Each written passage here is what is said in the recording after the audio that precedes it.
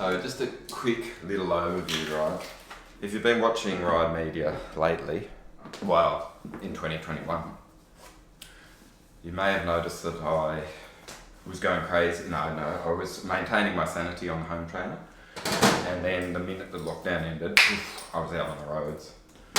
And he says, clearing his pockets from the morning ride. And since I've been outside, there's been a bucket load of sort of story of my ride videos, like me going to Bald Hill, me going to the National Park, me going to Akuna Bay, me going to all over the place, riding through the city, etc. That's not going to go on forever, so that's why I'm just doing this little piece now. I'm going to begin today's video with the conclusion of today's ride. I think I did about 65 kilometres around my neighbourhood. Well, not within my 5k LGA zone, but around the eastern suburbs of Sydney. That's coming up next. I'm going to present that next.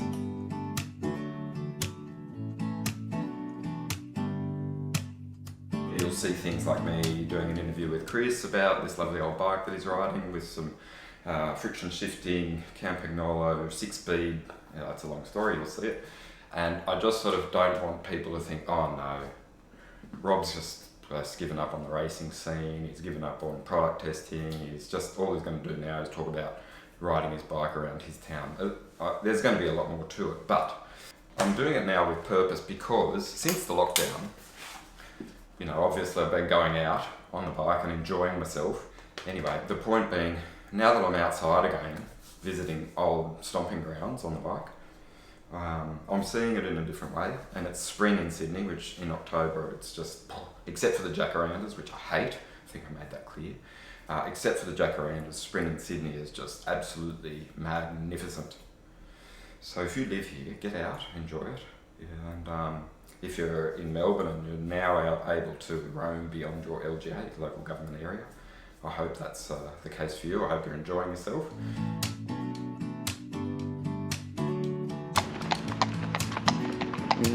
All going well, in the next little while I'll start doing a little bit more diverse cycling content. In other words, doing some product testing like I used to back in the olden days, and talk to bike races. And my biggest want is to go back to a bike race, because that was pretty much, well, that was 30 years of my career, to be honest, and then it just went and it stopped. Yeah, the point being, not every day will be a story of my ride and me talking and ranting and carrying on while I pedal along. There will be some diversity. In the meantime, here's the story of my ride for Friday, probably around about the 29th of October. I was sort of losing touch. Oh, look, please, if you feel like you like what I do, or if you feel like you have a question, or if you feel like you'd just like to say, hey Rob, that was really good, I like that, please leave a comment. I do read them, I do like them. I do like to hear what you think. And if you've got any suggestions, ping them in the notes, and I'll certainly see what I can do if it's something I might be able to do. Cool? Okay, great. Cheers, have a good weekend. Bye.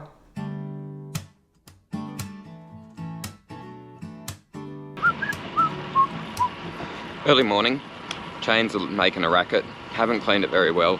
We'll remedy that later today.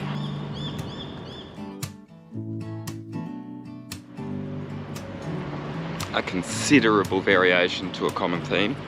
So I'm usually riding near here, but currently I'm riding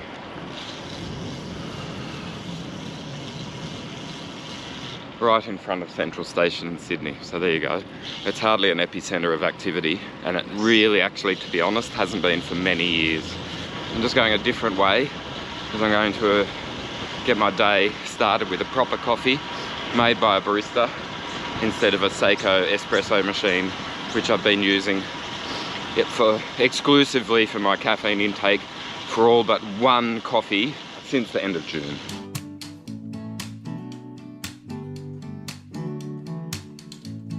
This is the bike path next to the Olympic road race circuit course road. So imagine Jan Ulrich won here. Yeah, we still talk about it, it still happened. You might like want to just tell me how much he doped and blah blah blah blah blah blah blah, but it happened, all right? So were you here? Did you watch it? Were you in the grandstand next to Eddie Merckx? for a little while. I was. Anyway, name dropper.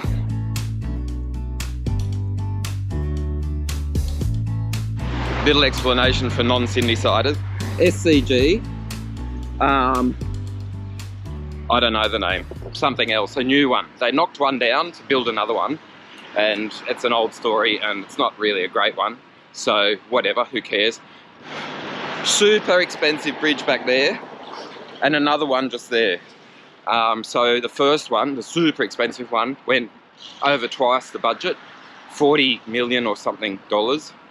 And the other one, they just popped up because they realised that no one used the other expensive one.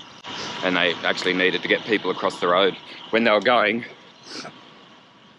to the footy or the cricket. We photographed the cover of a magazine right there.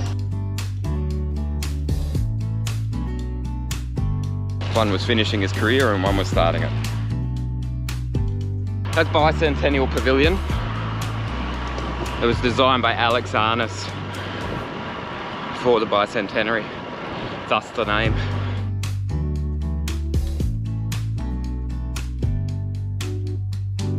Just pedaling as you do, and I bumped into Chris and I said, wow, that's a good looking bike. So he said that I could film it, and that's what I'm gonna do. So that's Chris. He's a modern guy, he's got AirPods in, but he's on an old bike. Stay tuned.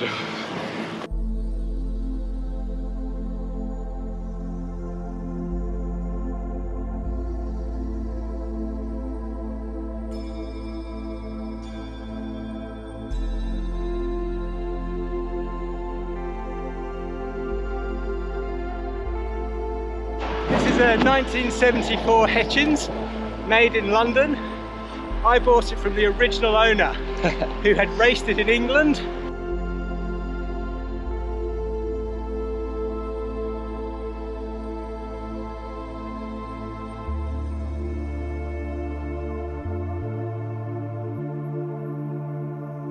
Look at those brakes.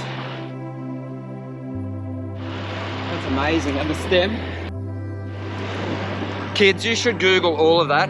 It's a quill stem, down tube shifters, low flange hubs, and basically box section tubulars. No, clinchers. Clinchers, but they're classic rims. Look at that. Mavic SUP. I forget what SUP stands for, but it was probably really good at the time.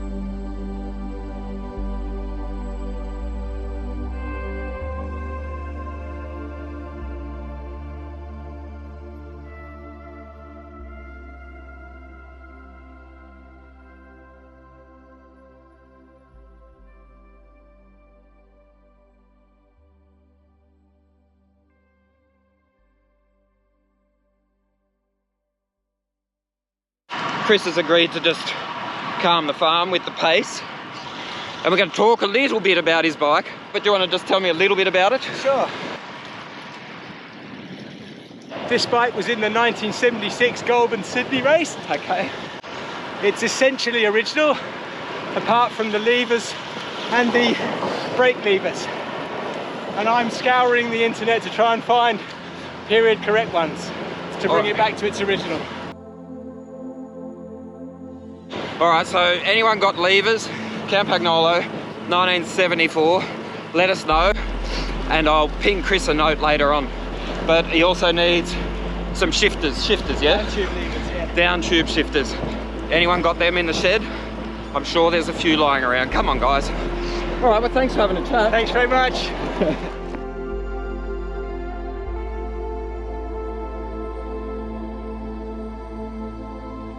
Look at all those geese. There used to be a restaurant in Pau called Au Gascon, and they did this delicious, or they had a big foie gras menu, and I loved going there when we were visiting Pau, usually on a rest day at the Tour de France, and we would indulge in some foie gras. And then every time I come down this part of the park and see those geese, ta-da, memories, hey? What an anecdote. I think that dog doesn't mind a bit of goose liver as well, hey? He was like getting, or maybe he wanted to eat the swan liver. I don't know if that's real cool. Sorry, vegans. Hey, sights and sounds and smells, I can tell you, of the park.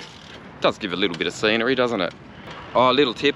I was whinging about my bike being really noisy yesterday. Do you know what I did? Put some grease on the axle and problem solved. Fare thee well, Centennial Park.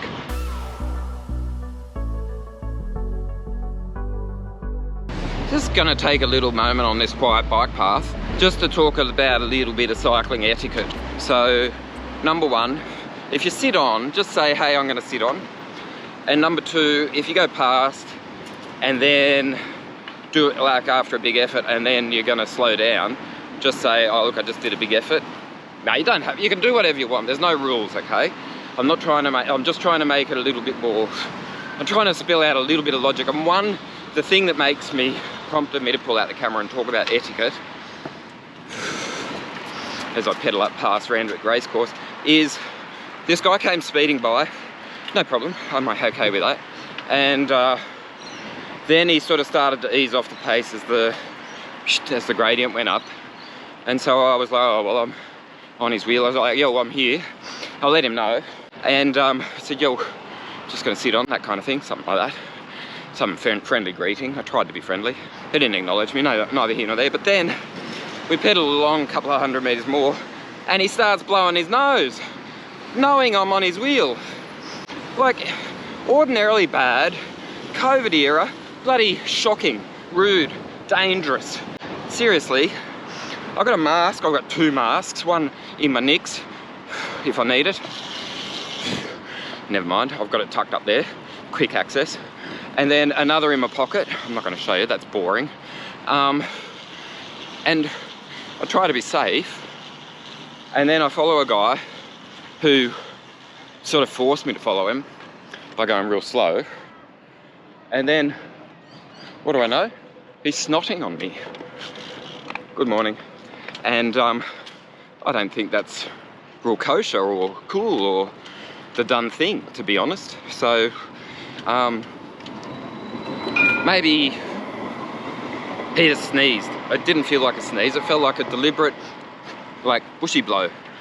Like, I had to do some, but I went into a remote part of the park, found a bit of the road where no one was near, and then I gave it the old, like that. And then I cleaned myself up. I certainly didn't do it while there was someone following me. And I don't think many people would, because I think we're all hip to the groove of what that can, it's disgusting. Like, here's a tip, don't snot on people. Someone turned the air conditioning on. Oh my God, just like about 100 meters ago, it was like someone flicked the switch and it suddenly got cool. G'day. Oh, I'm at La Perouse, so therefore the cooling effect off the water is immediately apparent. Do you know there's a story about the pattern there? And I'd tell you, but I've forgotten what it is. But it's to do with war, and I can't remember what.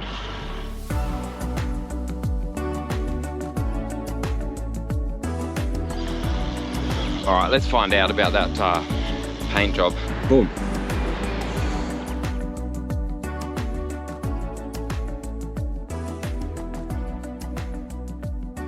So you ask, what is that all about? What is that amazing thing? I'll tell you, okay? I'll pretend I know, but I'm gonna read, okay? You getting that? Are you getting that black and white aesthetic? Okay, so during World War I, German U-boat threat was exasperating. Any attempt to camouflage ships for all weather conditions failed miserably. Then Norman Wilkinson, a British artist and naval officer, came up with a solution. Ta-da! U-boats would aim their torpedoes at where the ship was going, tracking.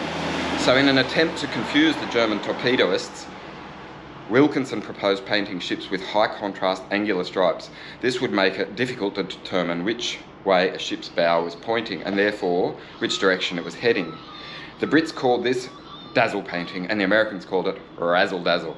Inspired by this history, welcome to the razzle dazzle retreat. Ta ta ta ta ta ta ta. So, history and bike riding and art and war all in one clip. Ta-da! Alright, so that's La Perouse.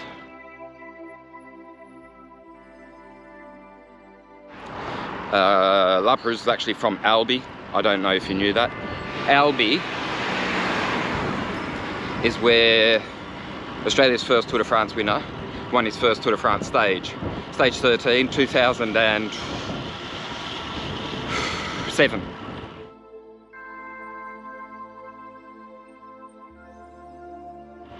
Only that, Vinokurov was on the podium for that time trial, and Cadel came second, and then later in the mail, years later, Cadel got a letter saying, yeah, Vino was pos, blood transfusion complications, and you've won the stage, good on you, Cadel. Hey? So there you go, cycling reference, war, painting, art, submarines, torpedoes, and snake pit, waves, swell, wind, all in a couple of clips.